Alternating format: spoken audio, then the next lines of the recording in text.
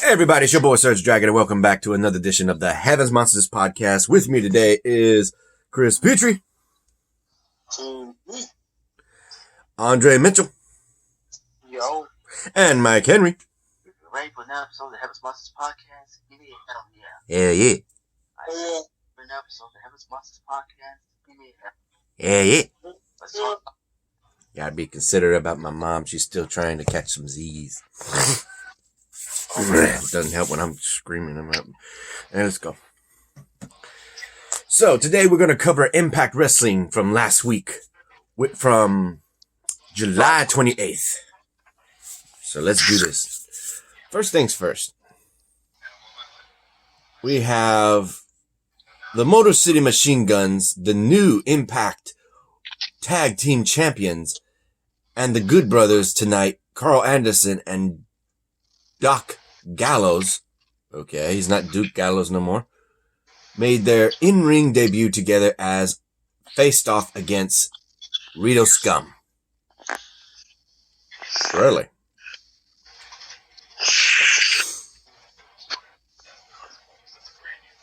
That's what it says. What the hell?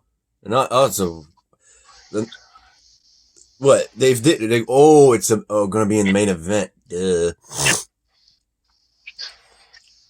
I was reading it. It was a headline. Okay, here we go. First match of the night. The Knockouts champion was also in action tonight as the voluptuous Virtuosa,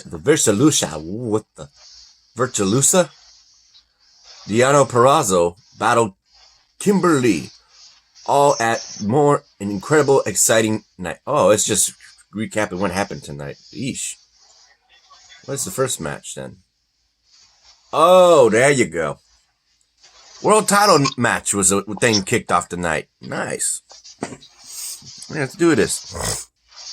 Eddie Edwards takes on Trey, as keeping to his word, his promise from last week, saying he would give him a title shot. Trey fought violently, but ultimately would get this Boston knee party and crash for the 3 count. Boom, baby. Trey did fought very hard, but that night was not his night. That sucked. Your thoughts, Chris?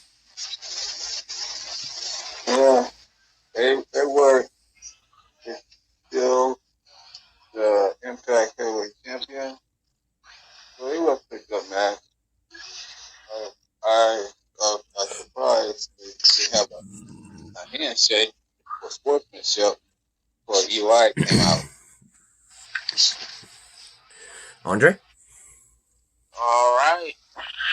And my take is, who the hell invited EY to come out and interrupt Eddie Edwards' victory? Yeah, Eric Young came out once again to antagonize and try and call out Eddie Edwards for a title shot. If EY wants a shot, he needs to earn it, because I would love to see Eddie Edwards whoop EY's ass. If he's anything like the previous Impact Wrestling champion of Eric Young, or any variant of previous TNA, he'll definitely earn it. Like I said, if EY wants a shot at Eddie Edwards, he's got to earn it. Next up was something I didn't understand at first last week when all those people were being brought to that house that was Taya Valkyrie's. And it said Wrestling House with a camcorder, and Crazy Steve said, "This is the craziest show I've ever been a part of." So I'm like, huh? What? Turns out they're making a, I don't know, MTV reality show out of Impact Wrestling. This is weird. So, interesting enough, I would like to see more of this. I'm not gonna lie. Boy, what's that noise?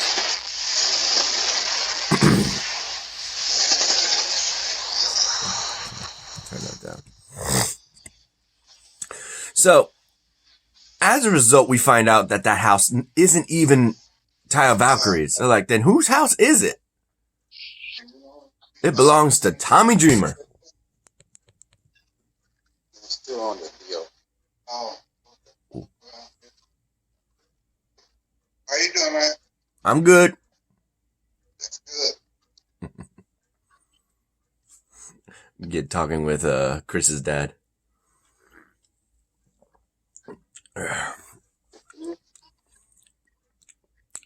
Alright, let's go. Continue. So Tommy Dreamer says this is a wrestling house. And Rosemary is looking at Tommy Dreamer because he's trying to sell it. Saying that whoever wins gets $1 million. Rosemary's looking at him, knowing full well what this is really about, but not explaining, saying that's not what's the real prize. Like, I know, but we're trying to sell it. So Tommy Dreamer's in cahoots with Rosemary right now? Huh?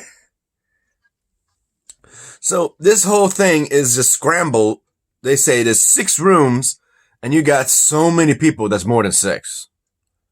So they're going around, blah, blah, blah. They're just calling dibs on everything, even the ring.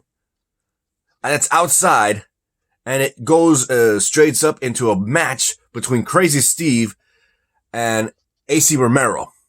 Big boy. Big boy. So those two would try to hug it out. Well, Crazy Steve tried to. But once he hugged AC Romero, gave AC Romero the means to grab him and slam him and pin him and claim the outside ring as his territory. Ultimately, the Deaners were bunky with each other. No word as to what's going on with Rosemary, Taya Valkyrie, and Johnny Bravo. I think, oh yeah, Johnny Swinger stole room from Kylie Ray and Susie, who couldn't decide who was going to have the bed because they were very generous to one another. You take it. No, you take it. You take it. No, you take it. I insist. No, you. Overall, this is just getting silly and I love it. I love it. So let me see if I can skim here. I talked about the match. Oh, Johnny Swinger also offered Crazy Steve a place in his room if he does his errands and stuff. Like, huh? You made it sound like it's something perverted. Like, is that why his last name is Swinger? That's a descriptive term, boys. Ugh. So we'll get to that as this thing goes on. How do you think about the wrestling show, Chris? Awesome. Mm. You, Andre?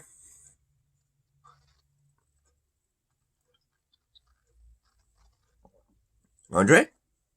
Yo, What do you think about the wrestling show? it's all right so far. Mm. I call it entertaining. Very good.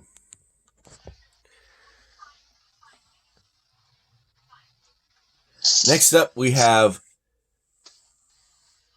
an interview with Ace Austin and Madman Fulton backstage, who are upset about the Good Brothers trying to embarrass them. About to say embrace. In the past week. They made sure Carl Anderson and Doc Gallows knew that they were going to be watching their match with Rito Scum very closely. Boy. A promo was showcased that the best tag team in the world was Motor City Machine Gun, and after seeing that promo, Josh Alexander of the North would speak out and say that they have their rematch clauses. So it's only a matter of time before they get those title belts back. While Ethan Page was just in complete disbelief and didn't really want to talk. He looked like he was about to break into tears a week later that they lost the titles. What do you think about that, Chris? I hope the rematch might happen this week on Impact or on the pay-per-view. But it's two different last names named Page. Adam Page and Page from the north. Start out the center. Page. Well, you saying they're related? Yeah, it's the last name of the Page. I don't know. AEW Impact. I don't know. We have to look into that. You, Andre? All right, I guess. You, Mikey? No comment. All right. Next, we have a backstage information saying that Rob Van Dam's girl, Katie Forbes, is now going to have a public website that's going to be free $99. I don't know. What? I know. I thought I was thinking she was saying 3.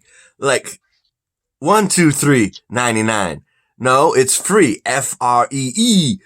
Period. Free. And then 99. Hey, what? Oh my God. Maybe she might take her clothes off in the website. Maybe. Doesn't sound like Rob Van Dam's down for that, though.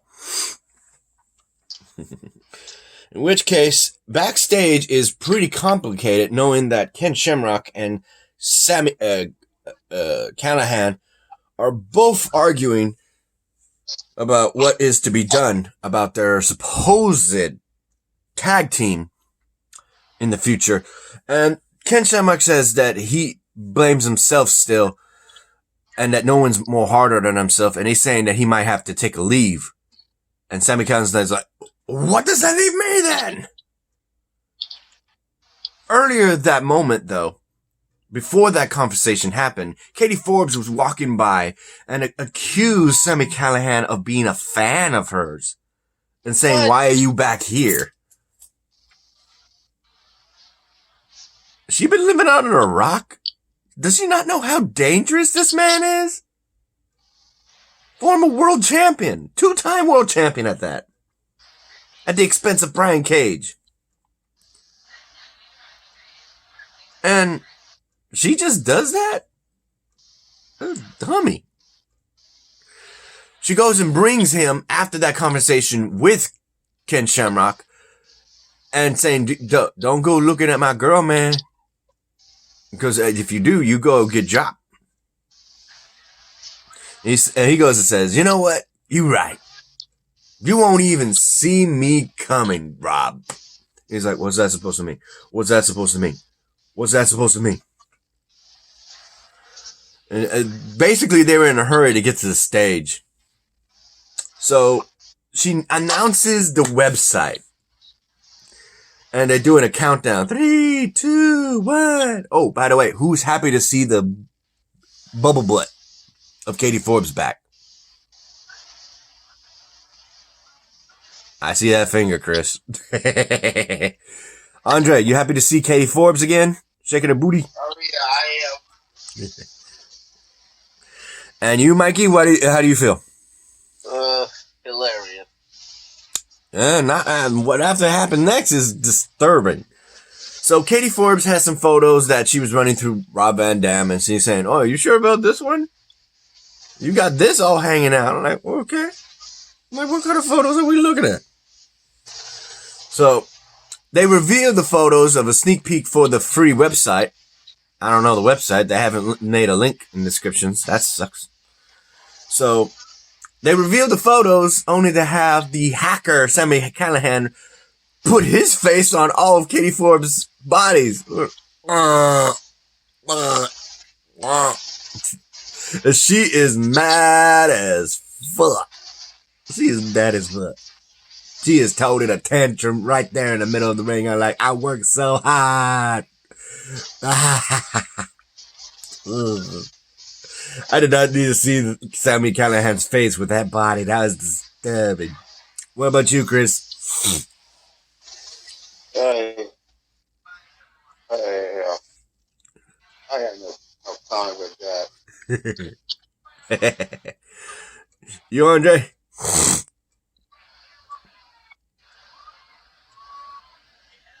Andre's MA. I got no comment either. All right, let's get down to another buffoon, Moose. Apparently, he still won't address the fact that EC3 dropped his ass again when he defeated Falaba. So now he's giving a challenge to somebody else who came up to his face, who's still not contracted with Impact Wrestling, and that's Heath. Wait. Oh, I thought that was a last name. Nope. It's just Heath. So Heath came up to him and said, "Hey, you giving out challenges? Why not give one to me?" He's like, you don't deserve that. You don't even work here. Really? Because TNA management said I get a title shot. He's getting mad at like, there is no TNA title management. He's like, Moose, oh man, I'm thankful you told me this because this is some interesting, this is baffling. Because you just told me there is no TNA world title. Dude, how messed up is that? He's like, you know what? Next week, I'm going to give you a TNA title shot. Be there. Like, yeah. Then comes Scott D'Amore. That's his name right there I was looking at. About to say Heath Scott D'Amore. All right. That don't sound right. About to make that mess up. So, Scott D'Amore says, you know what? You're being a pain, but I like how you get things done. So, next week he said, if he does beat Moose, not so much about the title, but if he beats Moose, he gets an Impact contract. So this is kind of a 2-win situation on Heath. Beating Moose and shutting him up and taking the TNA white belt title, which is a classic title belt now, basically, with that white belt. And getting a contract with Impact. I hope he beats him. You, Chris, what do you think? They say he took the title, took the false title, a false title, the world championship is Eddie Edwards. Mm-hmm. You, Mikey? I hope Heath Miller wins. You, Andre? All right, so far. You hope Heath Slater beats the hell out of Moose? Yep. Yeah, buddy. Next, we have Kimberly taking on the Impact World Champion, Perazzo. Of course, from what we saw, definitely Kimberly was trying to bring out the brass knuckles over and over, but it didn't do any good because her arm was being worked throughout that entire match. And once she got it locked in with the armbar, that was it. She tapped out. So, Deonna Purrazzo's definitely looking good until the return of Jordynne Grace, and she has a cast on her arm. And she freaking takes it off real quick and beats the living hell out of her and tells her to take her damn title. She'll take it when she relieves it of her. And she's still working on that arm. She's like this. That means it's still injured, but she's able to move it at least to that degree. How you feel, Chris, about that? Jordynne Grace just want her belt back. That's all I need to say. You, Mikey? I hope Jordynne Grace gets her title back because remember, the number one contender is Kylie Ray. Remember? Mm-hmm. If so, Jordynne Grace loses, you have to get it back a lot and let Kylie get a shot. So this is Jordynne Grace's last chance. What's funny is number one contendership means she's supposed to be in the front of the lines. That's what I remember. But like I said, I just hope Kylie Ray is watching. Mm-hmm. What about you, Andre? All right, I guess. Next, we got this second episode of Wrestling House. The Deaners are in the dispute because of the fact that Cousin Diener is snoring. And he doesn't realize he snores. He thought it was Cody Diener. Well, Cousin Jake. Cousin, is them having an argument. And did anybody else realize that Tommy Dreamer was in the bed with Cousin Jake? Oh my God! They were just sleeping. That's gay. They were That's so gay. Not when they're not doing anything. That's a good part. But like I said, that is so gay. Unbelievable. That's Mikey for you. Anyway, they said that we're gonna have a wrestling match. Like, right now? At this hour? No, you idiot. We're gonna do it in the morning. And of course they do, and they're trying to have a truce. But in the end, it ends up going to Jake, and he takes the bed. Takes the room again, and he doesn't mind him sleeping in the floor. So it's like, damn. This is the first we've ever seen the Deaners wrestle. You notice that? We've never seen Cody and Jake battle each other. This is an interesting treat. Your thoughts on that, Chris? Yeah. I was hoping for Cody Diener to win. And take the bed. And I think that's it. I had nothing else.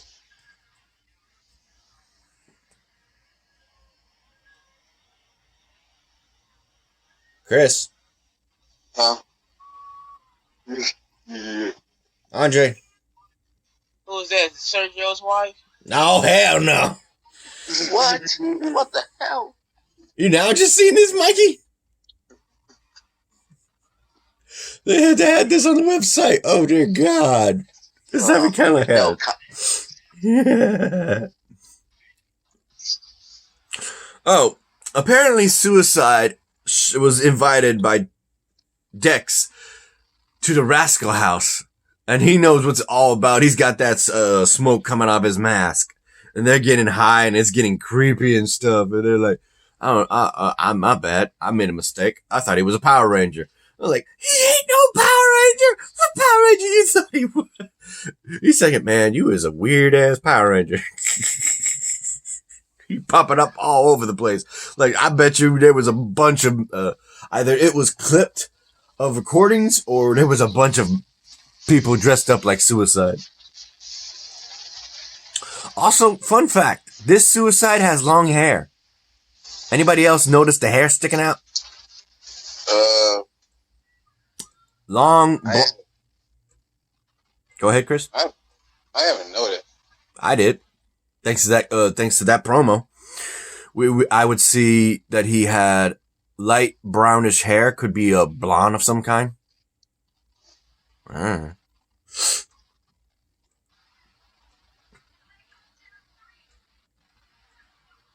Rick Swan interviewed by Joth Matthews and Madison Written Viva Satellite. So, courtesy of what happened at Slammiversary, Rick Swan would have to once again be put on the shelf because the injury he had been re-damaged. So he's going to be off for a couple of weeks. Young. I know. Go get Eric Young. Get your thoughts on that, Mikey. Eric Young had no business screwing up Rich Swan's return. Rich Swan hasn't wrestled in a long time. You considered him a threat, and he dealt with it. That's a sad thing. Sad truth. I want to get down to it. You, Chris?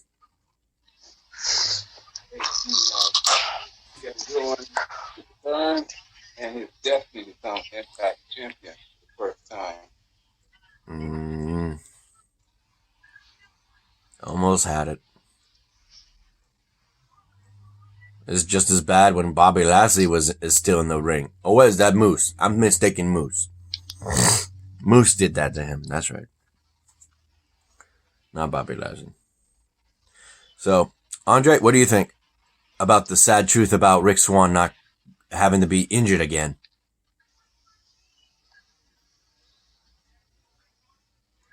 Andre? Hello, I see you. Forehead. What's up? How do you feel about Rick Swan being injured again? Forget Rich Swan. He injured like constantly, man. Forget him. Ah, that's cold, bro. He'll be all right though. I hope he come back and be all right. Next, we have the main event, in which turns out, damn, it went from a match to a street fight. So, first off, we have the Good Brothers going up against Rito Scum.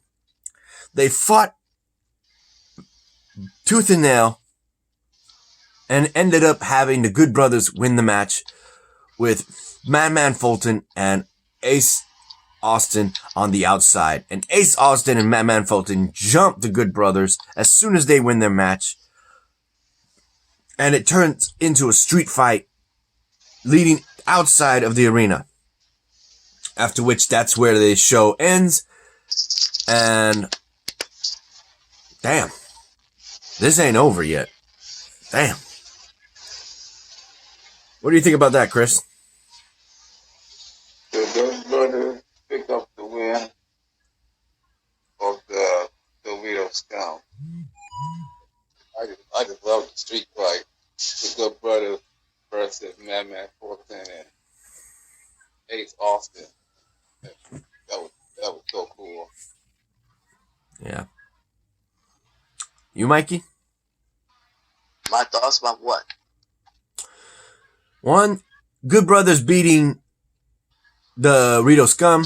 Second, how it ended in a street fight between Good Brothers and Ace Austin and Madman Fulton.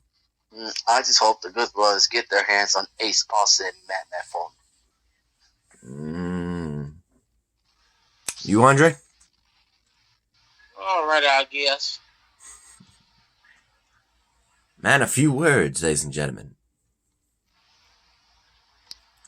Did I miss anything, Chris? No. That's good. You boys ready to end this? I guess. Shout out to our fellow brethrens of the Heavens Monsters podcast. First up, we have... Let me get this camera on, y'all. There you go. We have Xavier Hill, Mike Henry, and Andre Mitchell. A link to their YouTube channels will be in the descriptions down below, as always. And a remaining shout out to T-Money, Chris Petrie, Renee, Farrell, and Delvin. Hey, guys, don't hang up yet. I got something to tell you before I head to work, okay? Okay, here we go. You ready to end this video, boys? Yeah. Let's go. You like this video, give it a thumbs up. You didn't, give it a thumbs down. Hit the subscribe button, like the content, hit that notification bell for the next Heavens Monsters podcast. I'm SergDragon. This is Chris. This is Mikey. This is Andre. We'll see you next time. And that's the bottom line, because the Heavens Monsters podcast crew says so. Yeah. Bye, y'all.